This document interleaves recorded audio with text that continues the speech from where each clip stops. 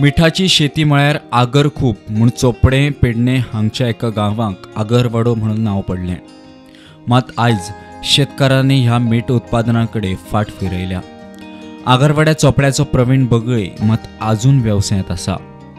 गांवठी मिठाक डिमांड म्हूण तो उलयलो. म्हणजे आमची तिसरी पिढी आता ही. आणि कशा पद्धतीने असतं हे तुमचे मीठ काढप किंवा म्हणजे पहिले सगळ्यात पहिले आम्ही कशा उदीक असतं ते भायर घालायचा. त्याच्या उपरांत मागीर उदीक घातली काही साफसफाई शेळो बिळो मागीर मेरे भिजला मेरे जाल्या उपरांत चिकल पातळ करून लेवल करून मागीर थोडेशे मीठ मारप. त्याच्या उपरांत मागीर पीठ सुरू जाता. कितलो महिन्याचा प्रोसेस असता?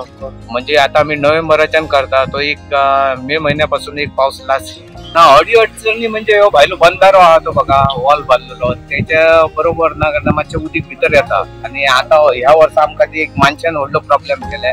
त्याची दारां डॅमेज जाल्या त्याच्या कारणान ते सायडीन उदीक पडला ते सायडीन पाचो येता आमकां भितर. कशी म्हणजे हय रस्तो नासल्या कारणान ह्या जाता आमकां व्हरपाक प्रॉब्लेम जाता. आता टू व्हिलरार व्हरता.